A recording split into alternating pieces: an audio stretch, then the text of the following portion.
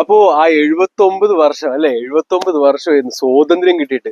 പക്ഷെ നിങ്ങൾ ഹിന്ദുക്കളെ, ക്രിസ്ത്യൻസെ, മുസ്ലിംസെ, പിന്നെ LDF, UDF, BJP-ക്കാരെ, പിന്നെ പണമുള്ളവരെ, പണമില്ലാത്തവരെ, നിങ്ങൾക്ക് എല്ലാവർക്കും, സിനിമാക്കാരെ, ബിസിനസ് ആൾക്കാരെ, ഡോക്ടർമാരെ, മീഡിയ അല്ലെ, വാർത്തകള്, വിഡിത്തരമായിട്ടുള്ള വാർത്തകളൊക്കെ തരുന്ന മീഡിയ വാർത്തകളെ, നിങ്ങൾ എല്ലാവർക്കും സ്വാതന്ത്ര്യം കിട്ടിയോ? ശരിക്കും നിങ്ങൾക്ക് സ്വാതന്ത്ര്യം കിട്ടിയോ?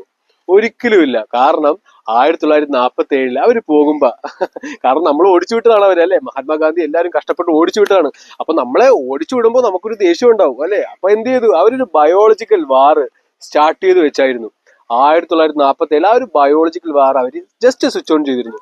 ആ ഒരു സ്വിച്ച് ഓൺ കഴിഞ്ഞ് ഇപ്പൊ 25 നിൽക്കുമ്പോ അതിന്റെ ഒരു പീക്ക് സ്റ്റേജ് എത്തിക്കഴിഞ്ഞു. അതായത് 98% ബയോളജിക്കൽ വാറിൽ ആ ഒരു സക്സസ് ആയി കഴിഞ്ഞിരിക്കുന്നു. പക്ഷേ നമ്മള് ഹിന്ദുക്കളും മുസ്ലിംസും ക്രിസ്ത്യൻസും LDF-ഉം BJP-ഉം UDF-ഉം ഇതെല്ലാമാണ് അല്ലേ. വെളുത്തവരാണ്, കറുത്തവരാണ്, പണമുള്ളവരാണ്, പണമില്ലാത്തവരാണ്. അപ്പൊ അതുകൊണ്ട് അത് അവരുടെ പ്രശ്നം, ഇവരുടെ പ്രശ്നം അല്ലെ. തമിഴന്മാരാണ്, ഹിന്ദിക്കാരാണ്, നോർത്താണ്, സൗത്താണ്.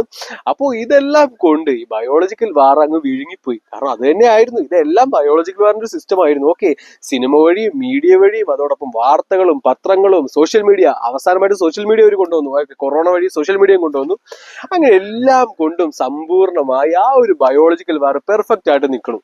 ഓക്കെ, പക്ഷെ ഇത് എന്താണ് ബയോളജിക്കൽ വാർ? ഇതെല്ലാം ബയോളജിക്കൽ വാർ ആണോ? ഇതെല്ലാം നിങ്ങളുടെ ലൈഫ് സ്റ്റൈലായി മാറിക്കഴിഞ്ഞു.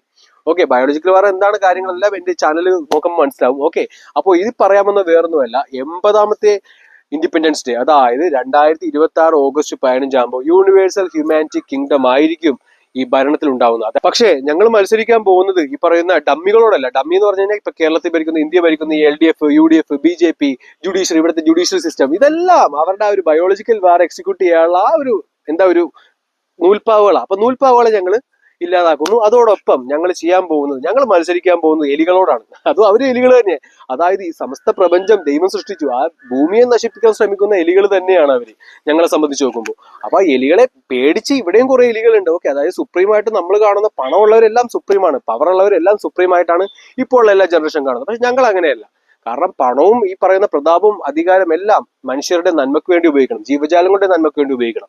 അതൊന്നും ഉപയോഗിക്കാതെ സ്വന്തമായിട്ട് പണം ശേഖരിച്ചുകൊണ്ടിരിക്കുമ്പോൾ അവരും എലികൾ തന്നെ. അപ്പോൾ ആ എലികളെയും പറയുന്ന പൊളിറ്റീഷ്യൻസ്, അതോടൊപ്പം ഗവൺമെന്റ്, ജുഡീഷ്യറി, ഇതെല്ലാം ഇല്ലാതായിക്കൊണ്ട് ആ ഒരു പൊക്കത്തെ എലികൾ, അതായത് ഭൂമിയെ നശിപ്പിക്കാൻ ശ്രമിക്കുന്ന ആ എലികളെയും ഞങ്ങൾ താഴ്ത്തിറക്കുന്നതാണ്. ഓക്കെ, അപ്പൊ 2026 ഞങ്ങളായിരിക്കും ഇനിഷ്യൽ സ്റ്റെപ്പ് ഇന്ത്യയിൽ, അതോടൊപ്പം വേൾഡ്, ഇതെല്ലാം ഭരിക്കാൻ പോകുന്ന ഇനി മുതൽ യൂണിവേഴ്സൽ ഹ്യൂമാനിറ്റി കിങ്ഡം ആയിരിക്കും.